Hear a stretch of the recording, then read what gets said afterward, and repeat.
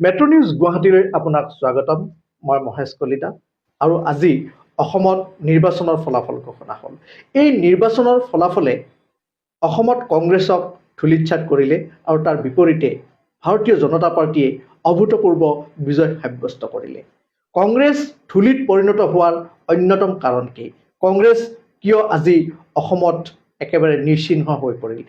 এই গোটেই কথাখিনি আমাক সাৱলীলভাৱে আজি আমাক বুজাই দিব অসমৰ এগৰাকী বিশিষ্ট সমাজকৰ্মী তথা গুৱাহাটী উচ্চ ন্যায়ালয়ৰ জ্যেষ্ঠ অধিবক্তা পুলেন চৌধুৰীয়ে।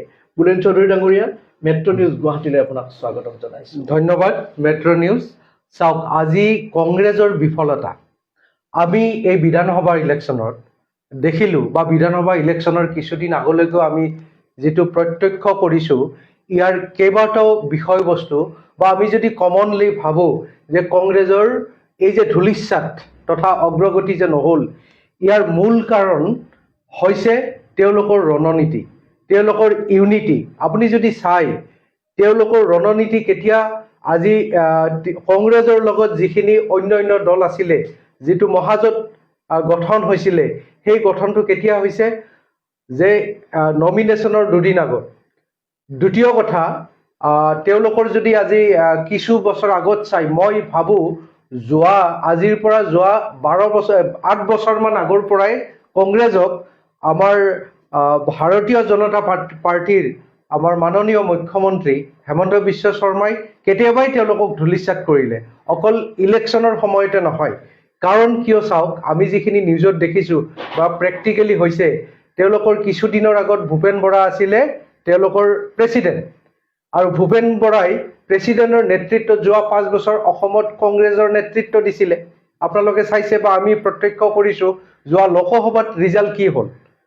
যোৱা পঞ্চায়ত লেভেলতে হওক বা আমাৰ ইয়াত বিভিন্ন যিবিলাক ইলেকশ্যন গৈছে, তাতে আমি যেতিয়া দেখিছোঁ যে কংগ্ৰেছৰ বিফলতাৰ মূল কাৰণ তেওঁলোকৰ কংগ্ৰেছতে আছিলে নে বিজেপিতে আছিলে, আৰু পিছৰ পৰ্যায়লৈকে ইলেকশ্যনৰ আগে যোৱা বিধানসভা ইলেকশ্যনৰ আগে সেইটো প্ৰত্যক্ষ হৈছে। যদি সাংগঠনিক ভেটিটো ঠিক নহয় বা অন্য এটা চাওক, ডিষ্ট্ৰিক্ট লেভেলত, ডিষ্ট্ৰিক্টৰ পৰা ব্লক লেভেল বা ব্লক লেভেলৰ পৰা যিটো ৰুট লেভেল আমি কওঁ, যিটো আপোনাৰ একদম বুথ লেভেললৈকে, তেওঁলোকৰ এই কমিউনিকেশ্যনেই নাই। কোনো এখন আপুনি আজি চাওক, আমাৰ গুৱাহাটী বা আমাৰ গুৱাহাটী সমষ্টিখিনি বাদ দিয়ক টাউনৰ, বাকী অন্য যিখিনি আপুনি গাঁৱৰ লেভেলত চাওক, তেওঁলোকৰ পঞ্চায়ত লেভেলত, বুথ লেভেলত কোনো কমিটি নাই যোৱা 5 বছৰ।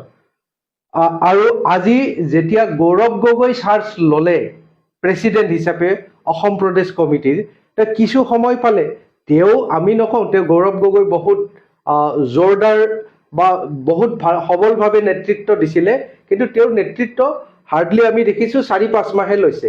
এই 4-5 মাহত কংগ্ৰেছৰ যে গোটেই অসমখনত জয় কৰিব, কিন্তু আপুনি যদি চাই আমাৰ ভাৰতীয় জনতা পাৰ্টীৰ মাননীয় মুখ্যমন্ত্ৰী হেমন্ত বিশ্ব শৰ্মাই এটা শক্তিশালী হিচাপে তেওঁ চুকে কোণে বা নেটৱৰ্কটো যদি চাই, আপোনাৰ গুৱাহাটীয়ে হওক গাঁৱে হওক সক্ৰিয়ভাৱে যিটো নেটৱৰ্ক বনাই লৈছে, আমাৰ গুৱাহাটীত যিখিনি কাউন্সিলাৰ আছে, কাউন্সিলাৰ পিছত যিখিনি বুথ লেভেলৰ মানুহ আছে, এণ্টায়াৰ লিংক বুথৰ পৰা ব্লক, ব্লকৰ পৰা ডিষ্ট্ৰিক্ট, এই যিটো কমিউনিকেশ্যন যোৱা 8 বছৰ মানৰ পৰাই কংগ্ৰেছে সেইটো বিফল হৈছে, কংগ্ৰেছে ৰাইজৰ মাজত যাব পৰা নাই।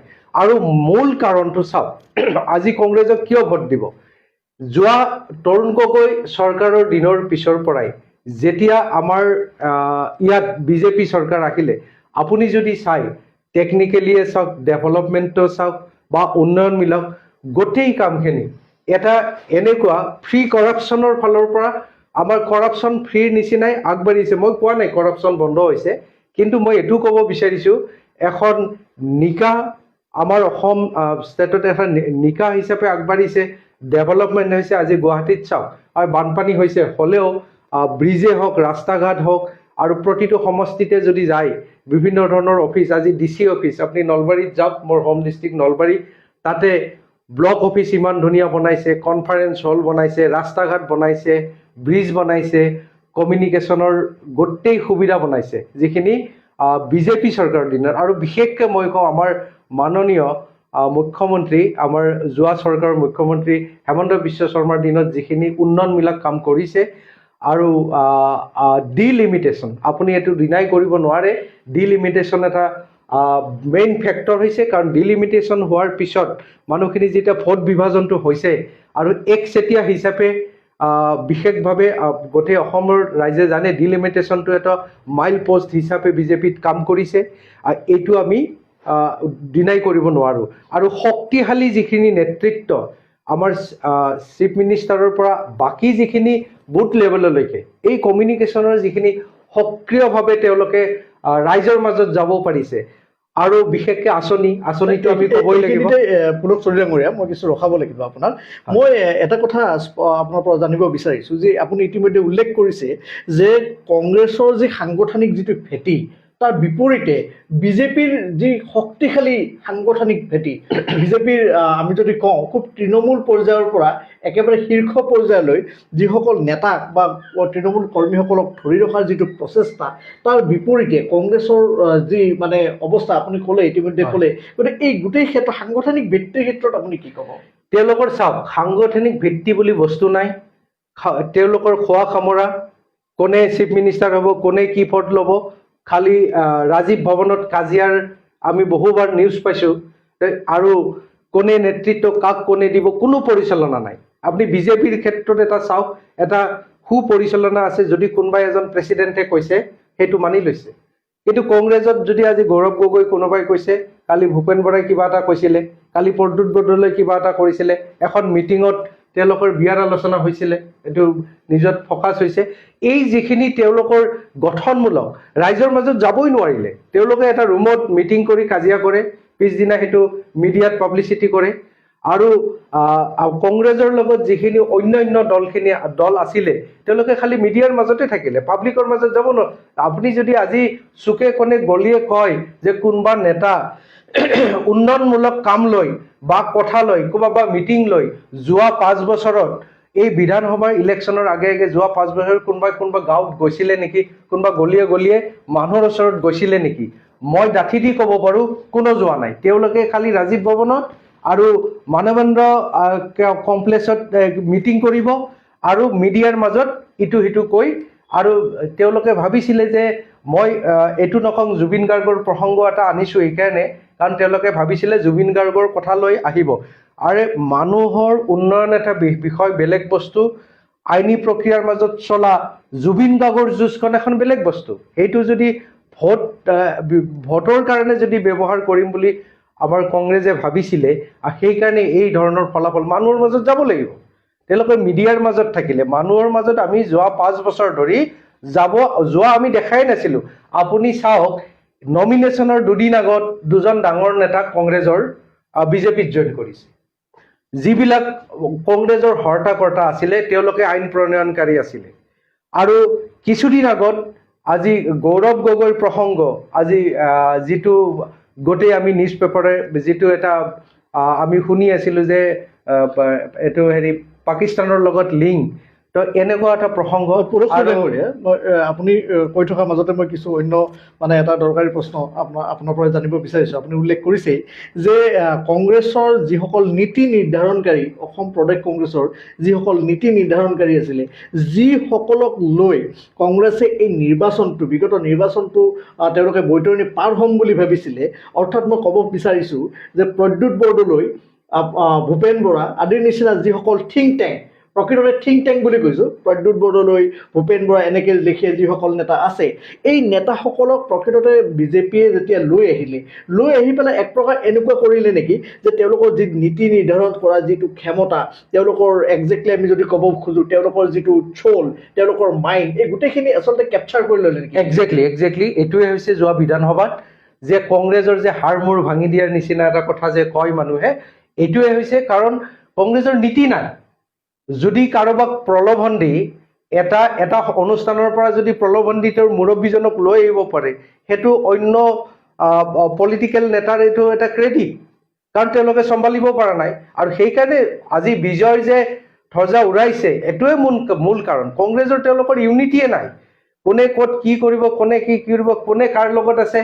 যোৱা বছৰ আমি দেখিছোঁ ইজনে সিজনক সন্দেহতে গ'ল, অমুকে বোলে অমুকৰ লগত কথা পাতে, তমুকে বোলে ফ্লাইটত গৈ একেলগে কথা পাতে, ৰাতি বোলে দিনত বিজেপিক গালি পালে, ৰাতি আকৌ বিজেপিৰ নেতাৰ লগত কংগ্ৰেছৰ বহু নেতাই ৰাতি গৈ ঘৰত বহে, এনেকুৱা আমি নিউজত শুনিছোঁ। গতিকে এনেকুৱা এটা দল য'ত আমাৰ বেয়া লাগিছে, কাৰণ কিয় জানেনে, আজি এই বিধানসভা ইলেকশ্যনত যদি অপজিশ্যন নাথাকে, এইটো আমাৰ কাৰণে এটা বিফলতা। তাৰ মানে কি, ৰাইজৰ জয় কৰিছে হয়, আজি অৰুণোদয় দিছে বা যিখিনি উন্নয়নমূলক কৰিছে ঠিকে আছে, যদি অপজিশ্যন নাই, এইটো আমাৰ গণতন্ত্ৰৰ অত্যন্ত দুৰ্ভাগ্য বুলি ক'ব লাগিব। তাৰমানে বিৰোধী যদি নাথাকে তেতিয়া আমাৰ এইটো এটা বেয়া ইংগিত দিয়া যায় যে পাব্লিকৰ যিখিনি কথা বা কিছুমান তেওঁলোকৰ সুকীয়াভাৱে কিবা হ'ব নেকি, সুকীয়াভাৱে যদি আজি বিজেপি যদি এটা ডিচিশ্যন লয় তেওঁলোকৰ নিজা কৰ্তৃত্বই, তেতিয়াহ'লে অপজিশ্যন যদি নাথাকে ধৰা মানুহ নাথাকিব। আৰু মই ক'ব নাযাওঁ যে বিজেপি বেয়া কাম কৰিছে, ভাল কাম কৰিছে কাৰণে আজি ভাল চিট পাইছে। ৰাইজৰ ভোটটো কাক ক'ত যাব, যিয়ে ভাল কাম কৰিব তাতেই যাব। যিমানে মিডিয়াত আটা ফাৰিলেও, যিমানে তেওঁলোকৰ কংগ্ৰেছে যি ক'লেও ৰাইজৰ মন জয় ক'ত কৰিছে, আজি আঁচনি বুলিয়ে নহয় ডেভেলপমেণ্টৰ কাম কৰিছে। আৰু কংগ্ৰেছ ভাল হ'লে হয় যদি তেওঁলোকৰ নেতৃত্বই এনেকা বিক্ৰী যোৱা নেতৃত্ব যদি নাথাকিলে হয়, মই ডাইৰেক্টলিয়ে কৈছোঁ তেওঁলোকৰ আজি ইটো কালি সিটো, সেইকাৰণে যিখিনি ভাল নেতৃত্ব থকা মানুহ বা বিজেপিৰ ওচৰত যে আহিব লগা হ'ল, তেওঁলোকৰ নিশ্চয় এটা ভাল মনোভাৱ আছিলে যে হয় আমি ৰাইজৰ মাজত যাব লাগে, ভাল কাম কৰিব লাগে, আৰু কংগ্ৰেছে হয়তো সেইখিনি দিব পৰা নাছিলে তেওঁলোকক, ডেফিনেটলি গুচি আহিছে। আৰু এতিয়া সেই ইলেকশ্যনৰ নমিনেশ্যনৰ দুদিন আগত অহা নেতাবিলাক আহি বিজেপিত ইলেকশ্যন খেলি জয় হৈছে। তো ৰাইজে এইটোৱে প্ৰতিপন্ন কৰিছে যে বিজেপিৰ ছাপোৰ্টত এণ্টাৰ আমাৰ অসমবাসীয়ে বিজেপিক ঢালি দিছে মৰম। নিশ্চিতভাৱে এতিয়া কিছু অন্য প্ৰসংগলৈ যাব বিচাৰিছোঁ, সেয়া হ'ল তিনি গগৈৰ প্ৰসংগ। এটা নেৰেটিভ আছে যে তিনি গগৈ, অসমৰ বিৰোধীৰ তিনি গগৈ, শক্তিশালী তিনি গগৈ, প্ৰথমতে গৌৰৱ গগৈ, দ্বিতীয়তে লুৰিণজ্যোতি গগৈ, আৰু তৃতীয়জন হ'ল অখিল গগৈ। আজিৰ তাৰিখত এই তিনি গগৈয়ে অসমৰ ৰাজনীতিত কিবা আজিৰ তাৰিখত প্ৰাসংগিক নেকি, আপুনি কি কয়? চাওক, এইকাৰণে প্ৰাসংগিক আমাৰ ৰাইজে দেখুৱাই দিছে, ৰাইজে জনাৰ্দন যাক ভোট দিছে, যাক ভাল পায়। সমষ্টিবিলাকত আমি দেখিছোঁ যে তিনি গগৈৰ যিটো প্ৰসংগ ইলেকশ্যনৰ আগে আগে আপাৰ আছামত কৈছিলে এইবাৰ তিনি গগৈ বিষদ জয় হ'ব, কংগ্ৰেছৰ জয় হ'ব বা তেওঁলোকৰ লগত যিখিনি আমাৰ মিত্ৰজোঁট আছিলে তেওঁলোকে জয় হ'ব। কিন্তু এতিয়া তিনি গগৈ বিফল, ইয়াৰ কাৰণটো হ'ল কি চাওক, ৰাইজে দেখিছে। আৰু এটা কিন্তু আমি ভাবিব লাগিব, চেণ্ট্ৰেলত বা ষ্টেটত যাৰ মেজৰিটি থাকে, আমি যদি তাক ভোট নিদিওঁ বা তাৰ সপক্ষে যদি আমি নাযাওঁ, ডেভেলপ ক'ত হ'ব? আপুনি চাওক, যদি লুৰিণজ্যোতি গগৈক মানুহে ভোট দিয়ে, যদি চেণ্ট্ৰেল বা ষ্টেটত যদি বিজেপি যায়, তো লুৰিণজ্যোতিয়ে কি উন্নয়নমূলক কাম কৰিব বা অখিল গগৈয়ে কি উন্নয়নমূলক কাম কৰিব? আজি বিভিন্ন আঁচনি হওক কিবা হওক বিজেপি চৰকাৰৰ পৰা গৈছে বা সেইখিনি এজ এ ইমপ্লিমেণ্টেশ্যন যিখিনি আমাৰ MLA ফাণ্ডৰ পৰা যিখিনি কৰিব লাগে কৰিছে, কিন্তু তেওঁলোকৰ যিখিনি বিচাৰ, তেওঁলোকৰ যিখিনি যোৱা 5 বছৰত কৰ্ম বা আমি মিডিয়াৰ যোগে যিখিনি তেওঁলোকৰ কথা বতৰা শুনিছোঁ, তেওঁলোকৰ আজি এটা কালি এটা। আপুনি চাওক যে ইলেকশ্যনৰ নমিনেশ্যনৰ দুদিন আগত আজি অখিল গগৈ কোনফালে যাব আমাৰে ডাউট আছিল। তেওঁ বিজেপিৰে মানুহ নে কংগ্ৰেছৰে মানুহ নে নিজস্ব কিবা আছে, আমাৰ সন্দেহ হৈছিলে এইটো টু দ্য ভেৰি ফ্ৰেংক। তো আমাৰ ডাউট হৈ আছিলে, গতিকে মানুহে এটা অবজাৰ্ভ কৰি আছে যে আমি কোনফালে যাম। আৰু ডেফিনেটলি আজি গৌৰৱ গগৈ চাওক, আজি কংগ্ৰেছৰ তেওঁ CM কেণ্ডিডেট আছিল। গৌৰৱ গগৈৰ ক্ষেত্ৰত সুকীয়া, যিখন যোৰহাটত তেওঁ বহুত বিফলতা হৈছে, পৰাজয় হৈছে, এইটো এটা দুখৰ বিষয় কংগ্ৰেছৰ কাৰণে। তাৰমানে তেওঁৰ সমষ্টিটোত এইটো কৈছে যে মুখেদি ক'লেই নহয়, যদি হাতে কামে বা কাৰ্যক্ৰমে বা ৰুট লেভেলত বা একদম পাব্লিকৰ মাজত যাব নোৱাৰে, মিডিয়াত থাকিলে নহয়, ৰাইজে দেখুৱাই দিছে। আৰু তেওঁৰ এটা বিফলতা আমি দেখিলোঁ এইটো হ'ব নালাগিছিলে, তেওঁ জিতিলে আমি ভালো পালো সেই কাৰণ কিয় তেওঁ এটা CM কেণ্ডিডেট আছিল, তেওঁৱে যদি পৰাস্ত হয় ফিউচাৰ কংগ্ৰেছত কি হ'ব বুলি এটা কুৱেশ্যন মাৰ্ক এটা আহে। আজিৰ তাৰিখত এক কথাত আমি ক'ব পাৰোঁ নেকি বা আপুনি ক'ব নেকি যে কংগ্ৰেছত আজিৰ তাৰিখত আপোনাৰ এই তিনি গগৈৰ যি প্ৰসংগ বা অসমত এই বিৰোধীৰ ফালৰ পৰা যে এই তিনি গগৈৰ প্ৰসংগ, এই তিনি গগৈৰ প্ৰসংগ মানে একেবাৰে অপ্ৰাসংগিক? নিশ্চয় হৈছে, এতিয়া ৰাইজে দেখুৱাই দিছে অপ্ৰাসংগিক হৈছে, কাৰণ ভৱিষ্যত তেওঁলোকৰ এই পলিটিকেল কেৰিয়াৰটো কি হিচাপে গঢ়িব বৰ্তমান যোৱা বিধানসভাত ৰাইজে দেখুৱাই দিছে অপ্ৰাসংগিক বুলি। আচ্ছা, এতিয়া অন্য কিছু দিশলৈ আমি গৈ দিওঁ। যেতিয়া ইয়াতে ভূপেন বৰা অসম প্ৰদেশৰ কংগ্ৰেছৰ তেখেত সভাপতি আছিলে, সেই সময়ত আপোনাৰ তেখেতক কংগ্ৰেছৰ সভাপতিৰ পৰা আঁতৰাই গৌৰৱ গগৈক অনা হ'ল। উদ্দেশ্য এটাই আছিলে যে বিধানসভাৰ নিৰ্বাচন। কিন্তু গৌৰৱ গগৈৰ যি আমি সদনত দেখিছোঁ সুন্দৰ তেখেতে ভাষণ দিয়ে, সাৱলীল কণ্ঠ, কিন্তু তেখেত আচলতে ইয়াতে আহি অসমত তেখেতে অসমৰ কংগ্ৰেছৰ বাঘজৰীডাল হাতত লৈ তেখেতে আচলতে ক'ৰবাত নিয়ন্ত্ৰণ হেৰুৱালে নেকি? যে তেখেতৰ যিখিনি মানুহে তেখেতক সহায় কৰিব লাগিছিল বা যেনেধৰণৰ সাংগঠনিক ভেটিটো গঢ়িব লাগিছিল তেওঁ সেই ক্ষেত্ৰত মানে একেবাৰে। এতিয়া চাওক, অসমৰ প্ৰাসংগিকতা অলপ বেলেগ ধৰণৰ, সুকীয়া। ইয়াত গৌৰৱ গগৈ অসমত সক্ৰিয়ভাৱে নেতৃত্ব বা প্ৰেচিডেণ্ট হোৱা কিমান হ'ল? যোৱা এবছৰ হ'ল। তে এবছৰত যোৱা 8-10 বছৰে ধৰি কংগ্ৰেছ শেষ হৈ গৈছে, ধূলিসাৎ হৈছে। যি সময়ত আমাৰ কংগ্ৰেছৰ পৰা মাননীয় মুখ্যমন্ত্ৰী হেমন্ত বিশ্ব শৰ্মা দেৱে যেতিয়া বিজেপিত জইন কৰিলে, তাৰ সমসাময়িকভাৱে অসমত কংগ্ৰেছ নাইকিয়া হৈছে। কংগ্ৰেছৰ যিখিনি নেতৃত্ব থকা বা কমিউনিকেশ্যন আছিলে, আপুনি মিডিয়াত দেখিয়ে আছে, কংগ্ৰেছ বুলি বস্তুটো নাছিলে। তো আজি তৰুণ গগৈ পুত্ৰ হিচাপে মাননীয় গৌৰৱ গগৈ যেতিয়া প্ৰেচিডেণ্ট হিচাপে জইন কৰিলে, খুব মই ভাবোঁ ইমান কম সময়ত বিশেষকৈ অসমত এনেকুৱা এটা সুফল আমি আগতে ভাবিছিলোঁ নাপাব। হয়তো ভৱিষ্যত এটা বেলেগ প্ৰাসংগিকতা হ'ব। বিজেপি যদি চেণ্ট্ৰেলত, ধৰক আজি যদি চেণ্ট্ৰেলত বিজেপি চৰকাৰ নাথাকে, তেতিয়া হয়তো কংগ্ৰেছৰ বা এটা আমাৰ গৌৰৱ গগৈৰ নেতৃত্বত এটা বেলেগ সুকীয়া। বৰ্তমান 6 মাহ বা এবছৰত যে কংগ্ৰেছখন যে ভালকৈ ধৰি ৰাখিব বা জয় হ'ব,